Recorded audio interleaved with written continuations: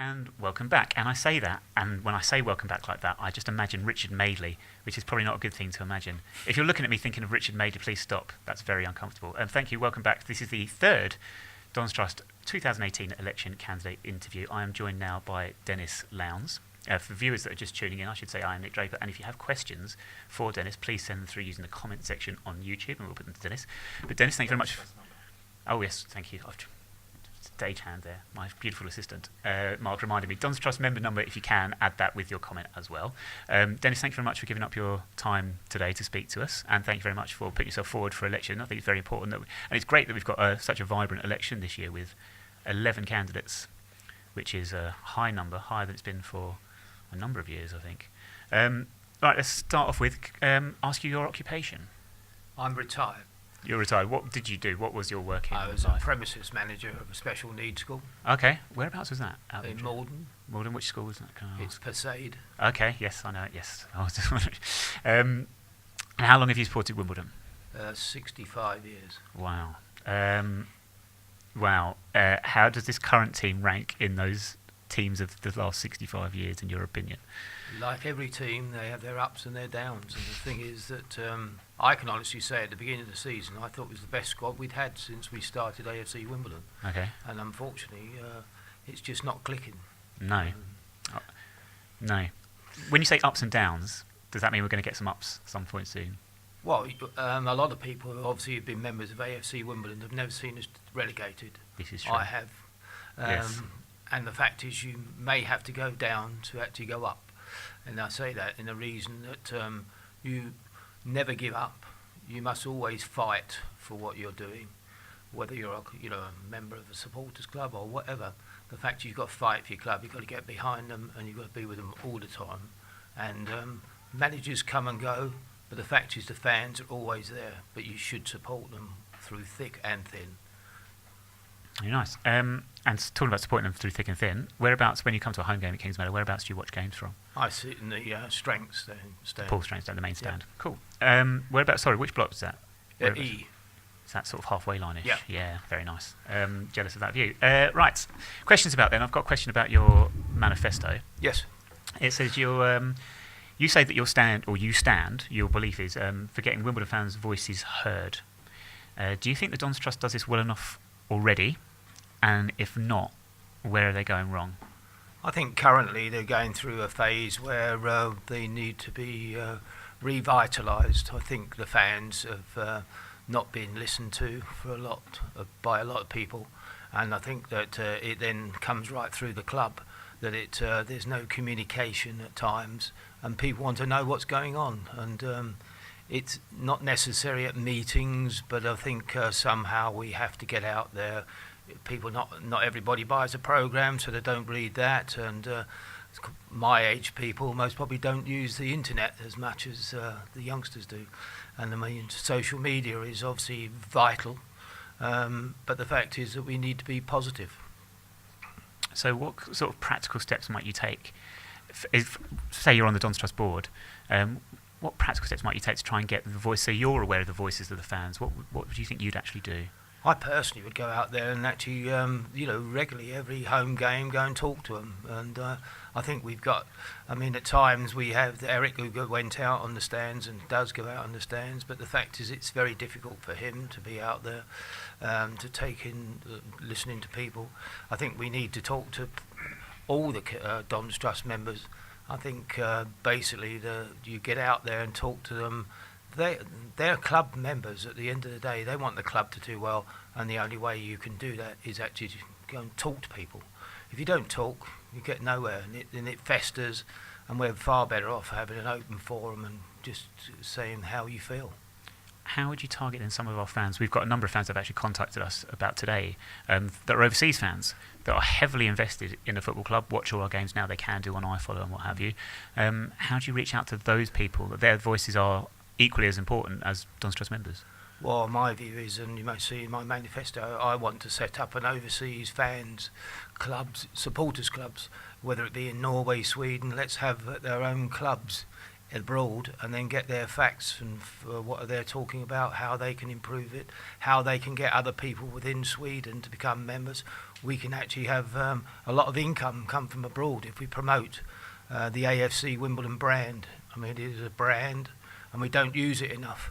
I think we should get out there worldwide, go to every supporters club, even in this country, and actually get them to be our second team, and then get money from them. What do you see? So, if you were to sum up the AFC Wimbledon brand, what would you say? What would you consider it? What is the brand of AFC Wimbledon? Well, the brand of AFC Wimbledon is obviously, it stems back from the Wimbledon Football Club days. The fact is that we are unique. We have come a long way.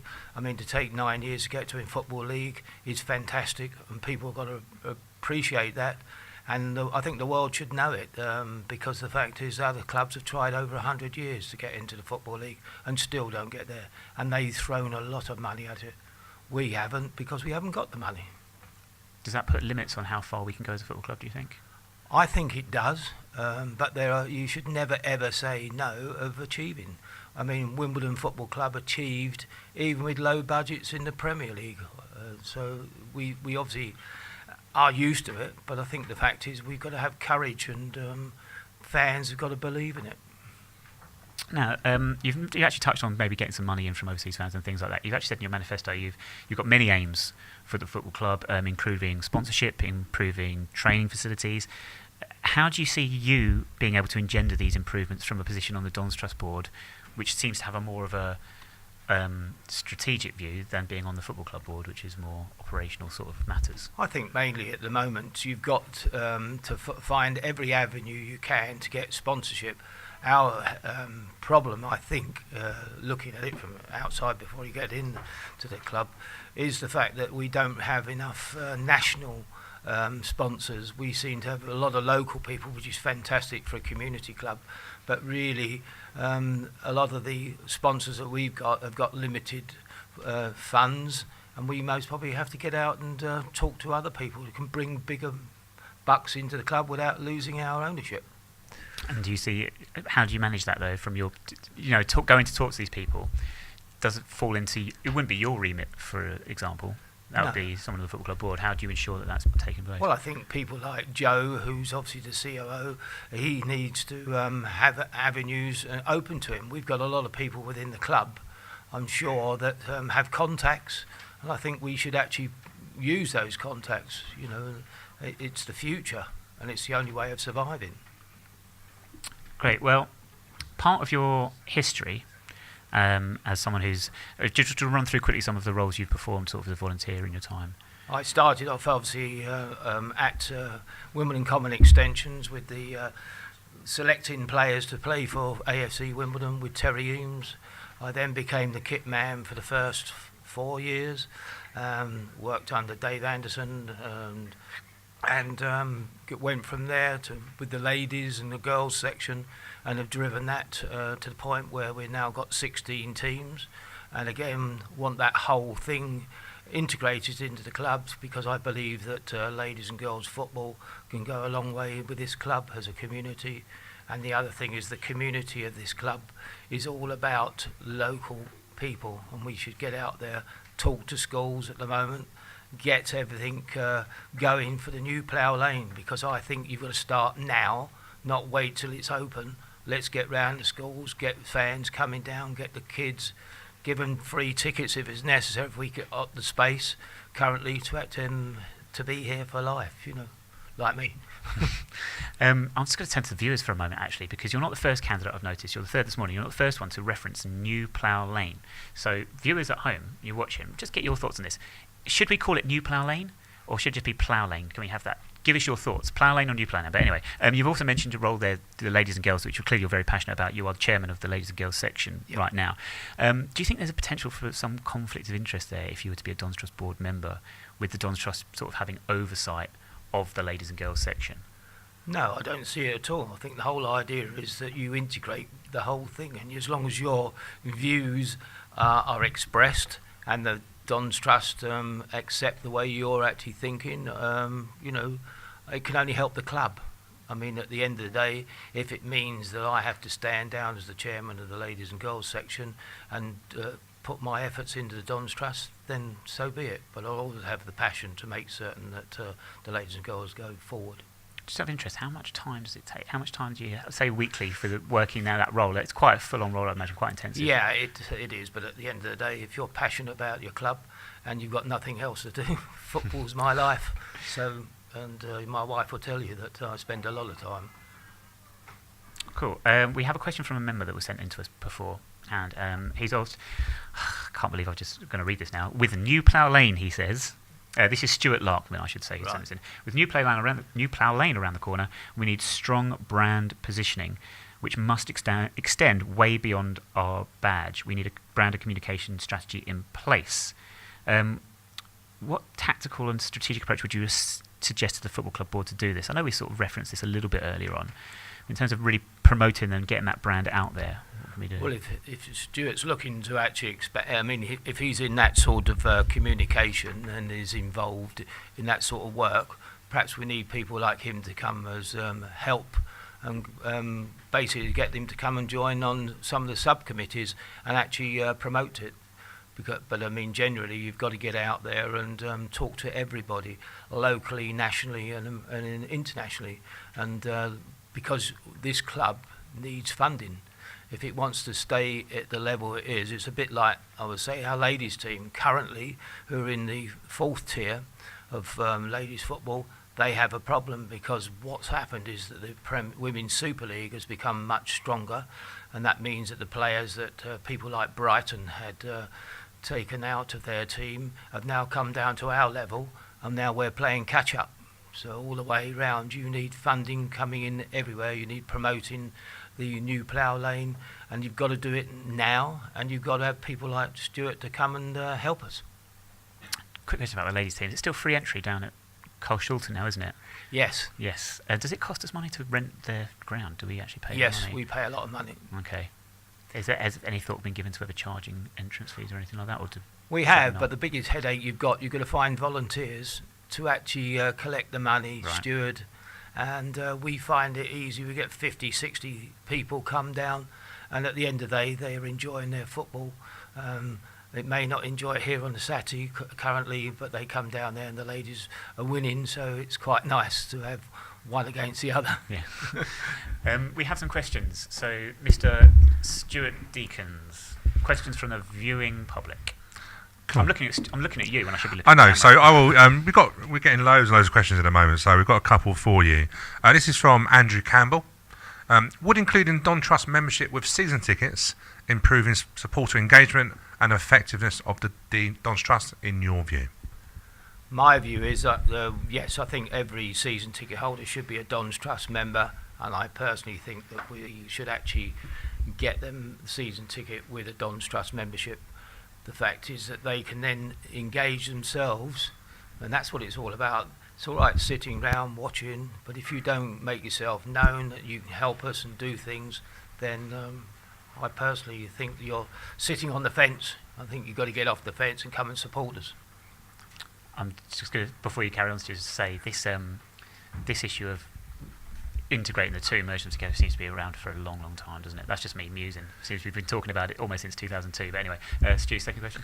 And second question is from Lawrence Lown. Oh, who's that? Don't know who he is. Lawrence Lown. Thank you for watching, Lawrence. Appreciate this. How much does the Dons Trust contribute to the ladies and girls team, if at all? And is the contribution enough, or could more be done by the Dons Trust? Oh, nice one. I can say currently the Dons Trust pay £15,000 a year for the ladies team. They pay nothing for the girls section, which has 15 teams. That is all self-funding, and we do struggle. The ladies also have 10,000 come in from Sports Interactive, who are the shirt sponsors.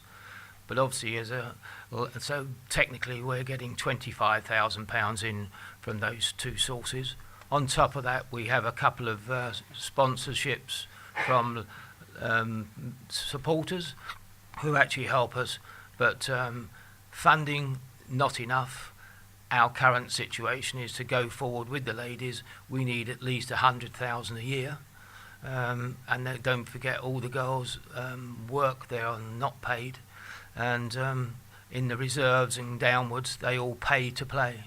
So we do need, funding and supporters to actually help us. It's amazing that all the ladies' team, like you say, they come down. They're part time. This is basically essentially amateur, semi-professional football, and the amount of time and effort they put into it, they're not getting Wednesdays off, are they? Say no more. Right, Dennis.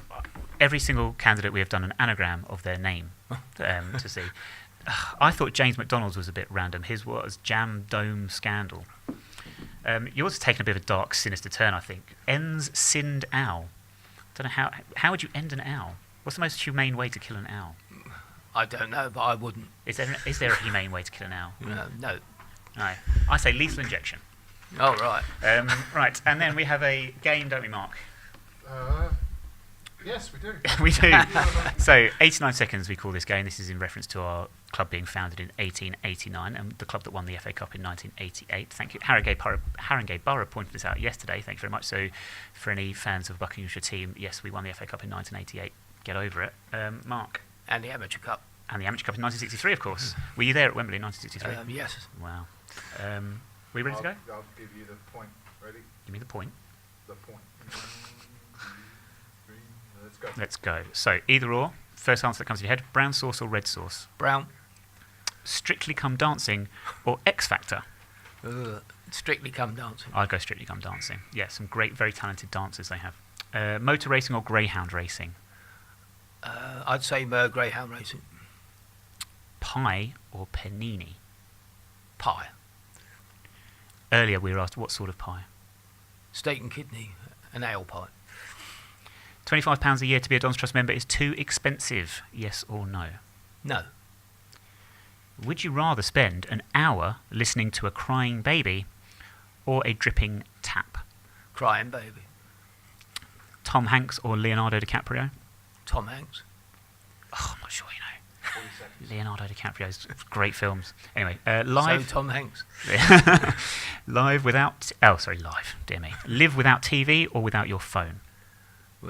TV. Would you rather live without your knees or your elbows? Elbows. Should self-service checkouts be banned? Banned. Is interpretive dance a lost art, yes or no? Yes. Stand on the train for 2 hours or sit next to someone snoring? Stand. Spice Girls, better with Victoria or without? No answer to that. And then finally, I've started, so I'll finish. When you're making a cup of tea, do you make it by putting the bag in the mug first or the milk in the mug first? Bag. Absolutely. 3 out of 3. Thank you very much, Dennis. Have we got time, Stu? I think we do. We do. One thing, for another live viewer question, actually. So, Well, yes. no, what I was going to say was we were talking about New Plough Lane. So we have... We're talking about Plough Lane. Plough Lane, sorry. So we will have Riz Misra, who says Plough Lane. Just Plough Lane. Just Plough Lane. Yes. I think we're all agreed about that. Plough Lane is Plough Lane. Plough Lane is Plough Lane. Thank you very much. That's it. Thank you very much, Dennis. Thank you. Thank you very much for taking the time this morning. Right. Great speaking to you. And thank you for watching. We will be back at 12:15, isn't it? 12:15 with Hannah Kitcher. I'll be taking a break. Kevin Boris will be rejoining you. You'll be glad to hear. So please, keep watching. And at 12:15, we will be back. See you then.